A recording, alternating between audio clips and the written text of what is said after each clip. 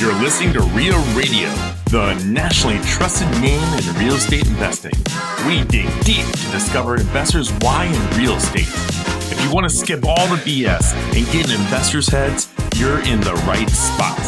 Be one of the thousands to check out REIARadio.com.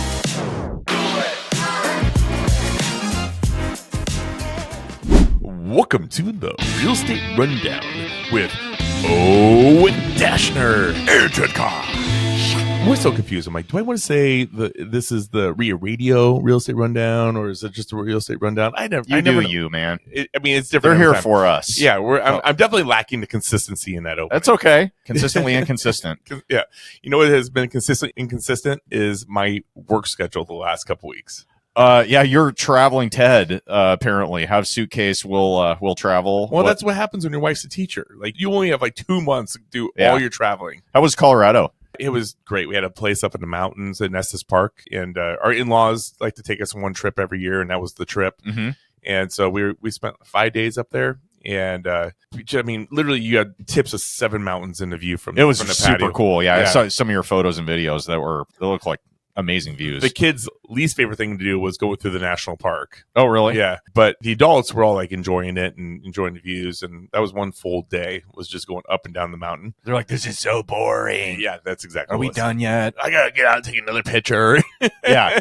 And then, the next like couple days were just dedicated just to them. So I'm like, just chill out. You're going to be fine. We did the go-kart rides. We did the gondola up to the top of one mountain. And I think the kids' favorite thing to see was they have like these power oxygen tanks so you can put your face in just like an aerosol can. Oh, yeah. Have you ever had altitude sickness? I mean, as we were going up and down, I had a little something in my stomach, but no, not really. No, I'm talking the headache. No, I mean, I had a migraine of migraines while I was out there, but it was due to food poisoning.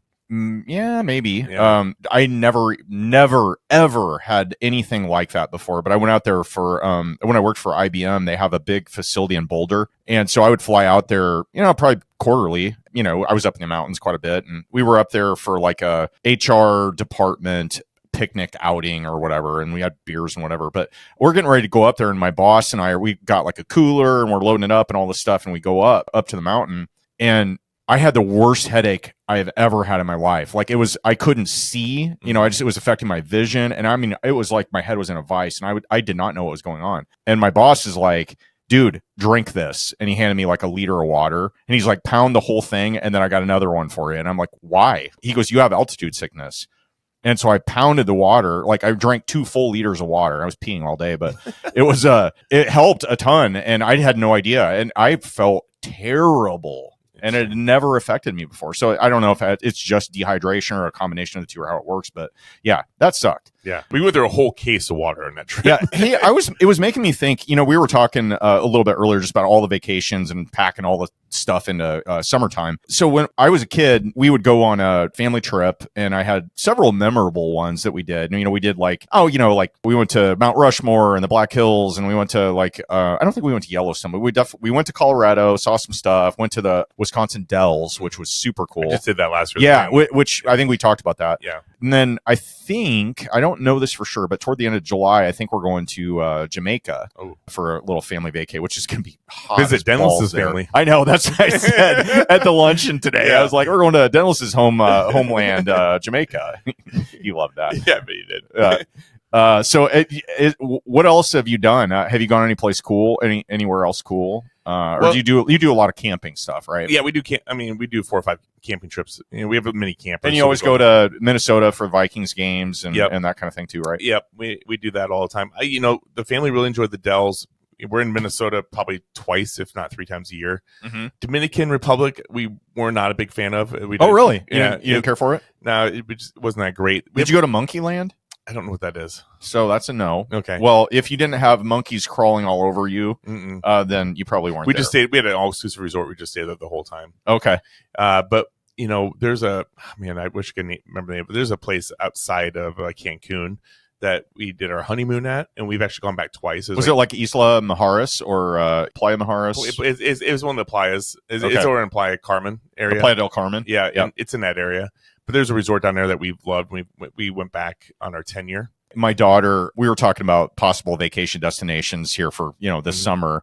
My 13-year-old is like, I only have 2 requirements. And those are, it has to have a teen club, like a kids club, teen club type place where she can go hang out. And what was the other one? Something around like beach or pool or whatever. And that it wasn't anything big, but she's like, it has to have a teen club. And I'm like, oh, okay. So we've gone to a couple of them that have had that. And really? I tell you, it is a lifesaver for the parents. Yeah. Because then you can just be like, will you just go away for like 3 hours or whatever? So we can go do stuff we want to do because it's all about the kids typically, The most memorable trip I've ever had is when my mom's side of the family is all from Brazil. So I spent a month down in Brazil when I was like 16, and that trip overall was the most memorable trip I've ever had. Yeah, but in Canada was kind of fun too. I have never been to Canada. Yeah, never been to Seattle like a million times, but never made it all the way up to Canada. I went to Kennebunk, Maine for a while. Oh yeah, I heard that's beautiful. Beautiful, and I remember I was on a church trip, and I had a host family. And they were very short, and he was like a submarine guy. And I guess it was a submarine town back in the day. According to him. I had no idea, but yeah, according to him. And I remember I was going through the house, and I knocked myself out cold going through the doorway, and just because it was so short, I had duck between every doorway. Little people lived there. Yeah, and he's like down here. He goes, they built these houses because we were all submarine people up here. And I was like, I had a knot in the forehead forever. Oh, that's hilarious. Topic change here, but we had a REIA luncheon today. Yeah, that was not bad for attendance considering we're in the middle of summer here. 36 people. We can fit 45 in there. Yeah, I mean that's almost capacity, and there were a lot of new faces. Always is. Yeah. I mean, there's always like the staples, and then you got people that always kind of come back every quarter. Dude, you know what was so weird? I think you heard that conversation I had, but like there was a lady that came to that thing, and I bought a 6-plex from her 10 years ago. Yeah. Like from a piece of direct mail. I sent her a letter and met her over there, and she just managed it herself and all that. She had a whole bunch of other stuff going on.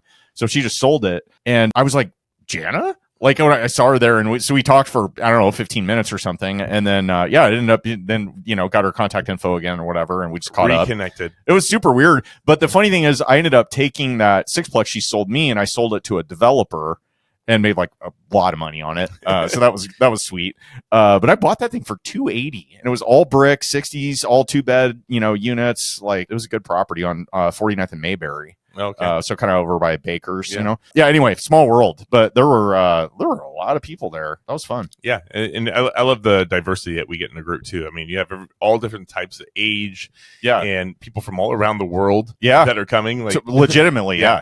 I mean, Malik, he's like, yes, I am 7 foot tall. Yeah, 6'10", 6'10". Oh, 6'10", yeah. And then the other gal got up and said, yes, I am 5 foot tall, but I have lifts on or something like that. Well, and the funny really that gal, when I was in the Omaha nightlife industry, she did event coordination. She had an event coordination company that did it for corporations. And her and I had some collaborations back in the day when I was, I'm like, I haven't seen her for almost 20 years. It's a small world, isn't it? Yeah. So you and I were talking about, we had our Caffeine and Cap Rates little coffee meetup yesterday, right? Yep. And the icebreaker question that I had, I usually serve one of those up each week. Takes up the whole event. It pretty much does, yeah. It's like an hour. Hey, that's my cheat code for like filler. Yes, it's like my filibuster. I just ask a question and it takes an hour. But it was, what is one unsexy thing that you swear by in your business? And that led to a lot of really interesting, feedback. It threw me for a loop when you first said it, because I'm like, unsexy thing in my business. Like, I have no idea. And luckily there was like a whole table that had to go before I had to speak. And I think I gave something on my use of Dropbox. Mm-hmm. Yeah, it was a good one. That was a good description. But yeah, it was basically the gist of the whole conversation was like, what seems like a boring thing, but you swear by it, and it's worked really well for you, and you're just going to keep doing it. Like I brought up the fact that I went, for the most part, paperless in my business. So it was all my stuff is digital now, even like receipts and all my tax prep stuff. It's all just digital, and that's been huge for me. And it was once I got in the habit of doing that, because it's a whole thing. I mean, it's really hard to implement, but once you do it, it's just like, oh my god, this is so much easier. Yeah, you don't have to all the paper and like the whole ridiculous box full of crap and receipts and folders and everything else. So I keep all my receipts and I scan them into QuickBooks, and then I delete them now. Right. I throw them away. That's great. Yeah. So you're on you're on your way, buddy. I told Skylar that she's turns 8 this weekend, and I was like, hey, I will pay you $100 to take Daddy's phone and take pictures of all my receipts for me. Oh, no kidding. Yeah. How many were there? There's a lot. Was there like over 100? Oh yeah, yeah. There's probably 1,000. Oh man, that's child labor law, man. That's like $1 an hour, probably. I mean, it's better than she's getting her allowance. Her allowance includes certain chores, and it's $3, and then she gets a quarter every time she has to change a pool filter. Is Carson a full-time pool boy, or is that on Skylar now? Well, they split the duties. So I always say, I go, here's the deal. When it comes to the pool, it has to be done, and if you guys don't get it done, then I won't pay you. So, and you'll still do it. Yeah. And so it's either you agree to do it, and then we document. They have a little checklist on who changes the filters and how many times. Yeah. And then Carson's got the Greenlight card. Okay. You familiar with that? No. Okay, I'll tell you that in a second. Oh yeah. So they get paid a quarter every time, or 50 cents, whatever, every time they change the filters, which is usually one or two times a day. And good Lord. And I mean, it's gonna make me go broke. I mean, that is a lot of money. Yeah. So anyway, Carson's got the Greenlight card, which is, if you got kids, you should look into this. So he has his own debit card, and his allowance goes on there. But also, we have assigned certain chore jobs, and put a fee to it. So I'm like, hey, if you mow the grass, I'm gonna pay you $15. Your standard allowance is $5 a week, and then if you do the pool filters, there's all these things. But if there's extra stuff we want to get done around the house, it's all on there with a fee, and then he can log in there and he can actually check it, and then it sends it to us for approval. Oh, interesting. I really like this, to fund it. So it treats it like a job, but then he's got his own card number. But also, if he does a purchase before the transaction approves, it goes to the parent to finalize the transaction. Okay, so it's a debit card, and you can basically, as the parent, log into the account and create tasks with dollar amounts assigned to them. Yep.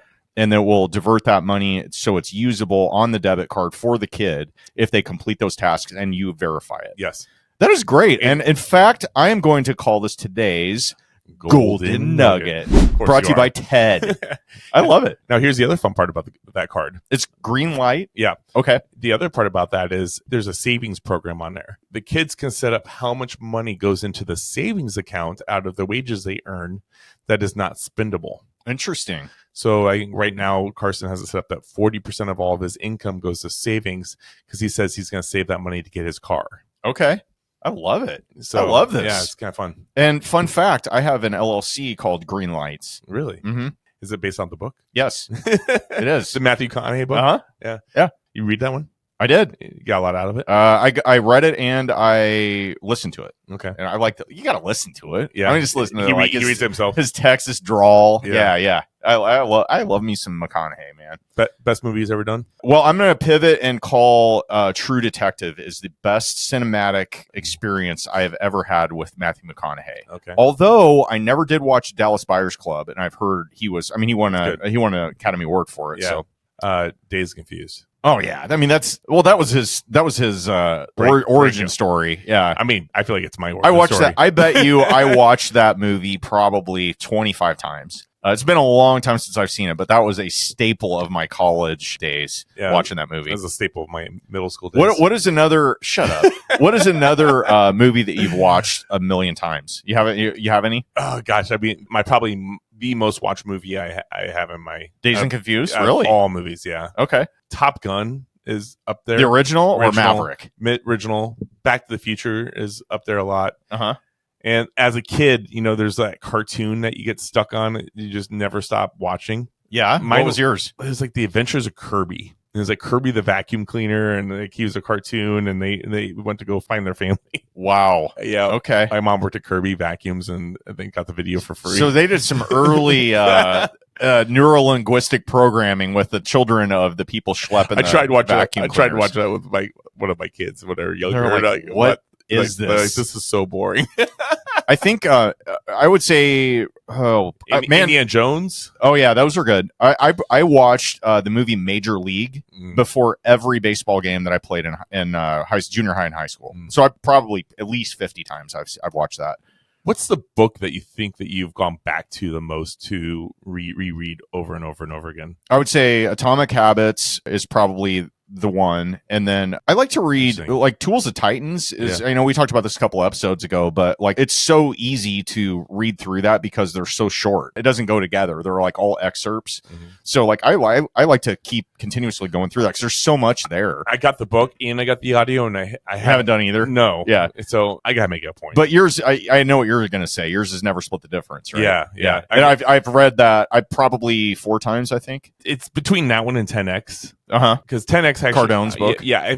When I first read 10X, I think I replayed it 4 times in a row, and it really like just fired me up. But yeah, Chris Voss, Never Split the Difference. It's like my personal like Bible. Yeah, and I was just thinking, like, I mean, it was probably even today. I was going through some books. I'm like, yeah, I was talking to Gabe Ruiz about a book. I scanned through it and I saw it go by. I'm like, ooh.